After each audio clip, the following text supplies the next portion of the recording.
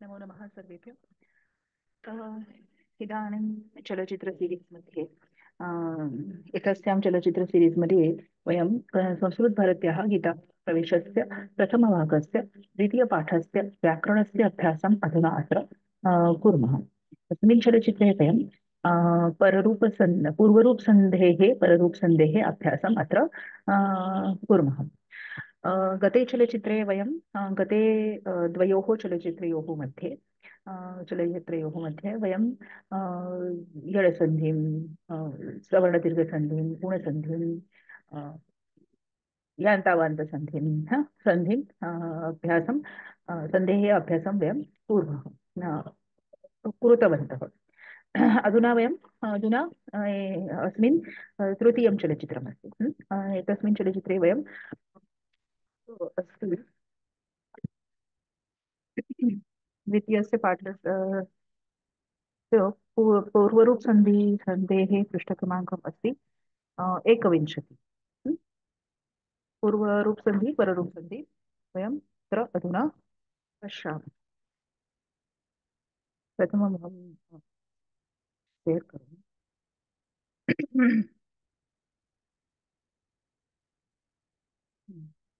हम्म।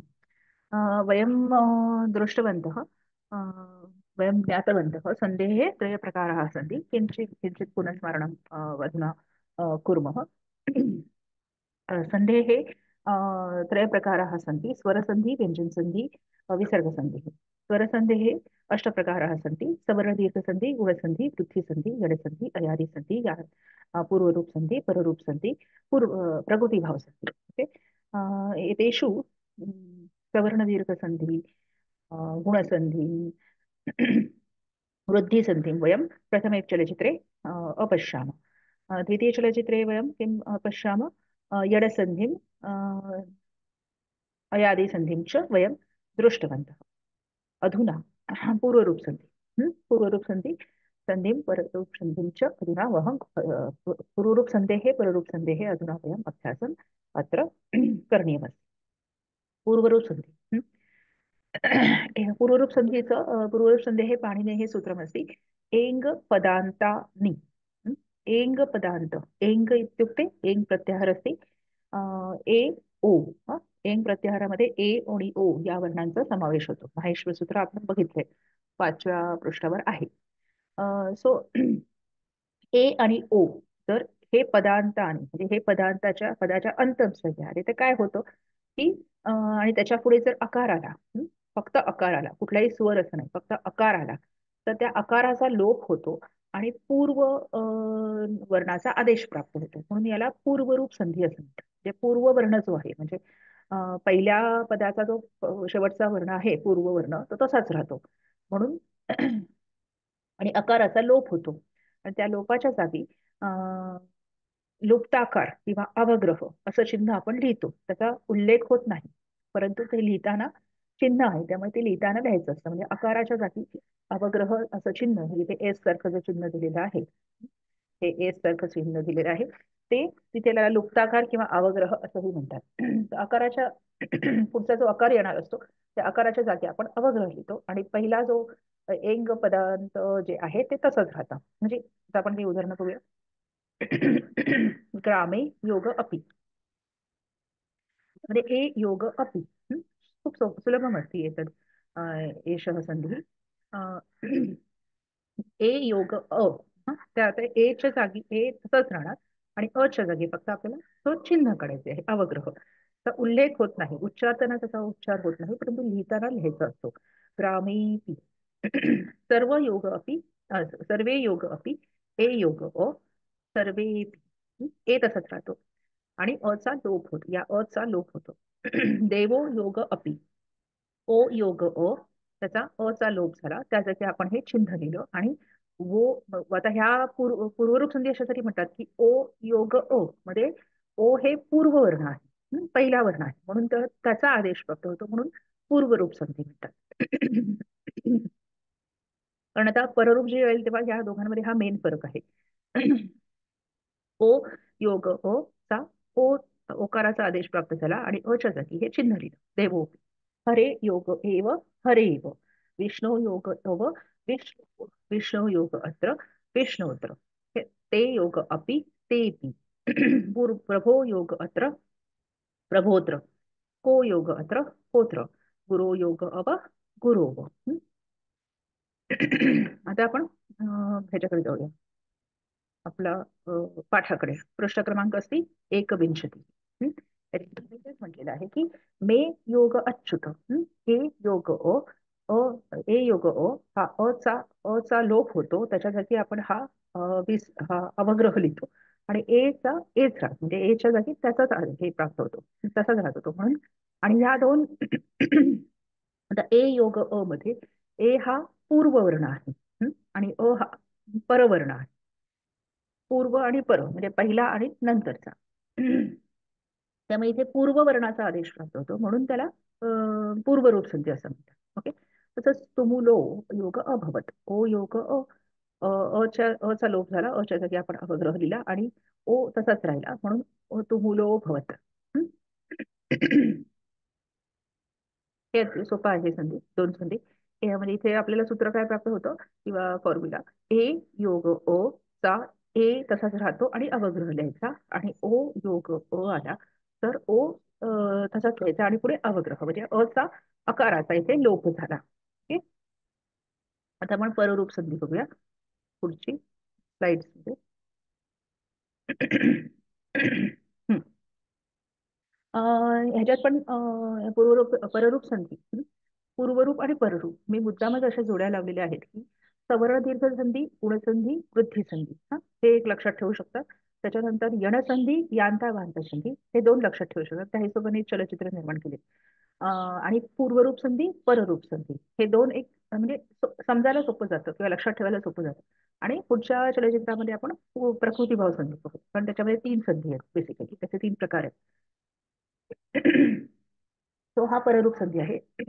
एंगी पररूपम त्याचं सूत्र आहे एंगी पररूपम एंग हा एंगी हे सप्तमी एकवचन आहे त्यामुळे एंग प्रत्यार काय आहे पुन्हा ए आणि ओ म्हणजे ए आणि ओ आल्यानंतर त्याच्या जागी पररूपम म्हणजे दुसऱ्या वर्णाचा आदेश प्राप्त होतो. म्हणजे पदांताच्या म्हणजे पदाच्या अंती जर एंग त्यातील वर्ण आला म्हणजे ए किंवा ओ आला आणि त्याच्यानंतर जो काही आकार प्राप्त होतो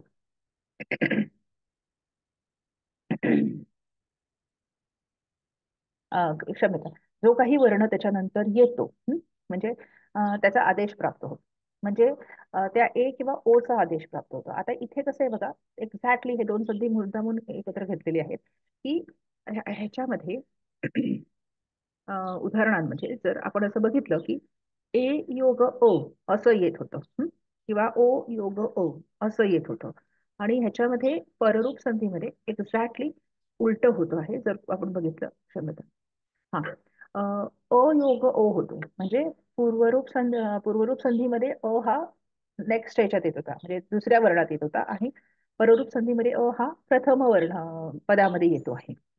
तर हा फरक आहे. आणि म्हणजे किंवा ह्याच्यानंतर जेव्हा एकार किंवा ओकार येतो एंग म्हणजे किंवा नंतर जेव्हा एंग प्रत्याहारातील वर्ण येतो ए किंवा ओ येतो तेव्हा चा लोप होतो आणि ए किंवा ओ हा पररूप आहे किंवा दुसऱ्या वर्णातला दुसऱ्या पदातला वर्ण आहे त्याचा आदेश प्राप्त होतो. उदाहरण बघूया प्रयोग ओषती आता इथे काय झालं योग ओ इथे चा लोप झाला आणि हा जो दुसऱ्या वर्ण हा दुसरा पद आहे त्याच्यातल्या ओ चा आदेश प्राप्त झाला म्हणजे म्हणून प्रोषती. ओके म्हणजे चा लोप होतो दोन्ही संधींमध्ये कॉमन काय आहे तर चा लोप होणे. मग तो पूर्वरूप मध्ये असतो म्हणजे पहिल्या पदामध्ये असतो अथवा दुसऱ्या पदामध्ये असो चा लोप होतो हे दोन्ही संधींमध्ये कॉमन आहे.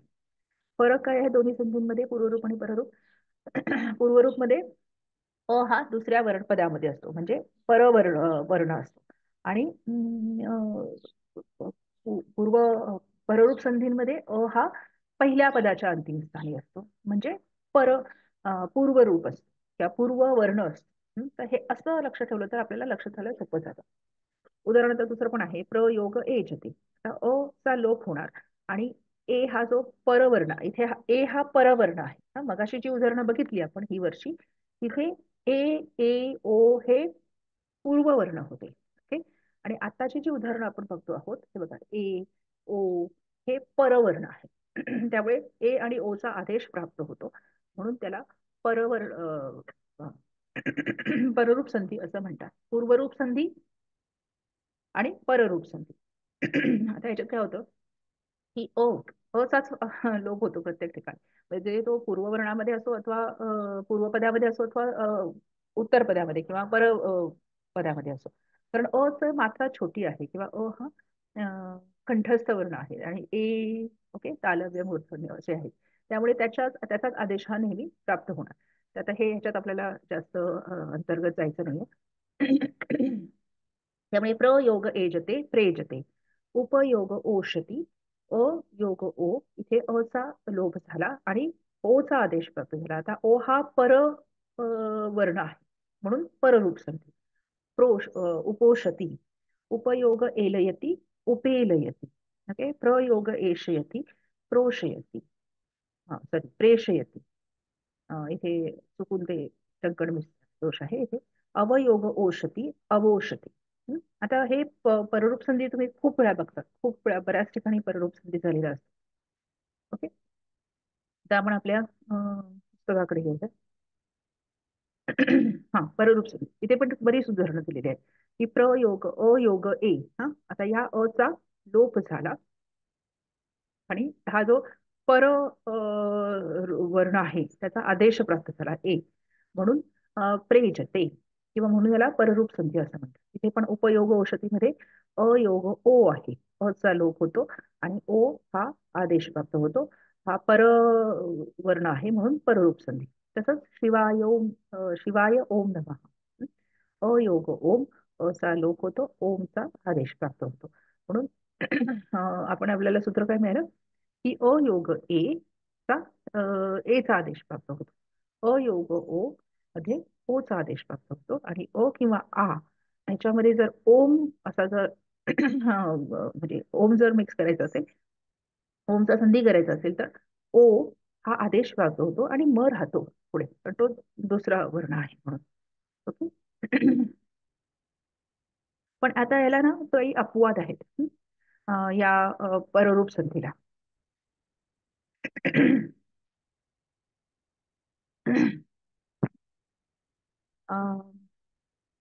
आता ऍक्च्युली कसं होतं की आता जर एक आता इथे अयोग ए, हं, एक एक छोटीशी करण ह्याच्यामध्ये एक मेख आहे. ती म्हणजे अयोग ए. असं जर आपण म्हटलं तर आपल्याला माहिती की वृद्धी संधी आपण मागच्या ह्याच्यामध्ये बघितली होती. तर वृद्धी संधीनुसार त्याचा आई होणं अपेक्षित आहे. हं, तर इथे हं, परंतु इथे असं काही झालेलं दिसत नाही आहे. तर ह्याच्यात मुख्य जेव्हा आपण वृद्धी संधीची काही उदाहरणं बघू शकतो पाठीमध्ये जाऊन. अं, ठीक आहे. ह्याच्यात स्लाइड्स मध्ये जाऊन.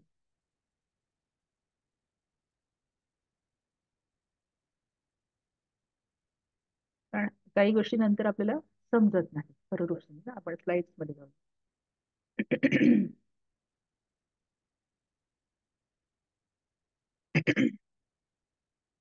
हम्म. आता हे बघा ही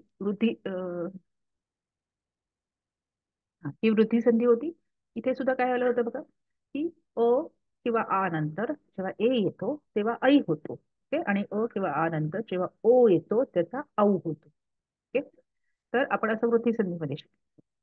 पण इथे काय होते बघा की जन योग एकता, एक योग एक हो, अत्र योग एकत्य. इथे ही सगळी जी आहेत ही सगळी पद आहेत. म्हणजे ओघ हो, ओजस हो, म्हणजे नामपद आहेत किंवा संज्ञा आहेत त्या. परंतु पररूप मध्ये काय होतं हे तुम्ही बघितलं तर ओषती, ओषती, एषयती, एचते, एलयती, ओषयती ही क्रियापद आहेत. ओके? ती, ती, तीतः, अंती, लटलकारामध्ये जेव्हा होणार ही क्रियापद असतात.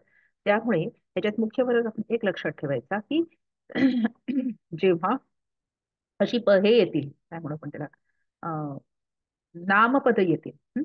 एकता एक नंतर जेव्हा ए किंवा ओ नी सुरू होणारी जेव्हा नामपद येतात म्हणजे सर्वनाम असू शकतात, विशेष नाम असू शकतात, सामान्य नाम असू शकतं, काही पण असू शकतं.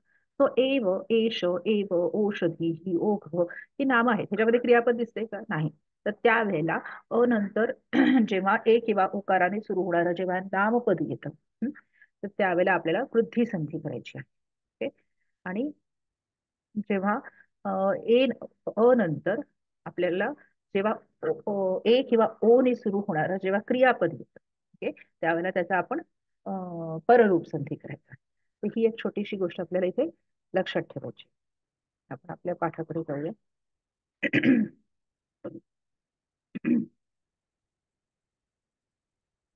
ओके. आणि ह्या आता आपण पररूप मध्ये काय शिकलो होतो की बघा इथे सगळी एजते ओषती, ओके, ही क्रियापद आहेत. ओके. आता इथे ओम नमः हे क्रियापद नाही. हा ओम हे नामपद आहे. ओके. तर हा जो आहे हे पर्टिक्युलरली हे जे उदाहरण मुद्दामून इथे दिलेलं आहे की शिवाय ओम नमः, हे वृद्धी संधी इथे वृद्धी संधीच व्हायला पाहिजे होती खरं म्हणजे, परंतु हा एकच उदाहरण हे वृद्धी आणि त्याच्या ह्याच्यासाठी काही उदाहरणं आहेत जी वृद्धी संधीला अपवाद आहेत. त्या ठिकाणी वृद्धी संधीच्या जागी पररूप संधी होते. ओके. तर हे छोटे छोटे कसं असतं प्रत्येक नियम म्हटलं की त्याला काही अपवाद असतात.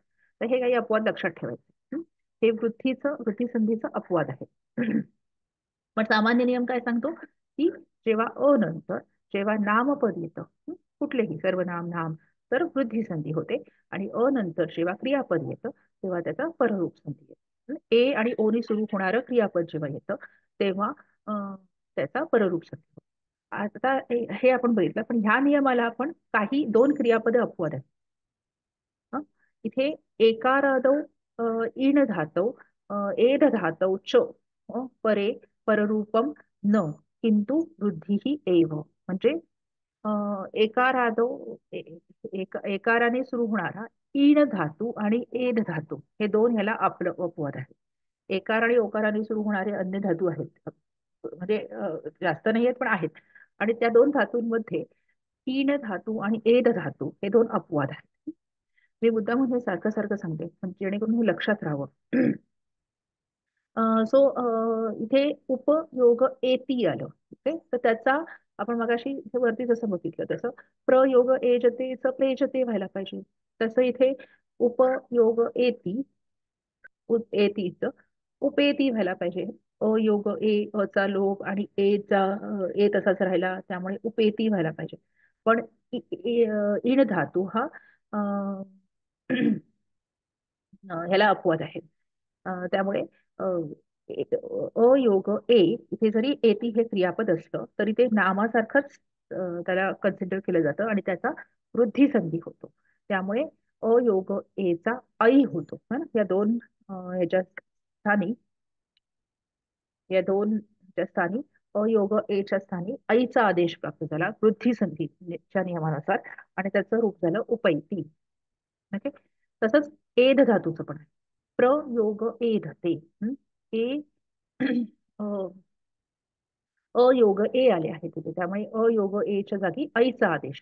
जनरली पररूप संधीच्या नियमानुसार फक्त ए राहायला पाहिजे होता, परंतु इथे वृद्धी संधी झालेली आहे आणि प्रैधते त्यामुळे हे दोन धातू इण धातू अ, इण धातू आणि हा एध धातू, ओके, हे दोन धातू त्या पररूप संधीला अपवाद आहे. तर आता हे असं आपण लक्षात ठेवायचं आहे. एवं प्रकारेण वयं पररूप संदेहे पूर्वरूप संदेहे पररूप संदेहे अभ्यासम् अत्र कृतवन्तः.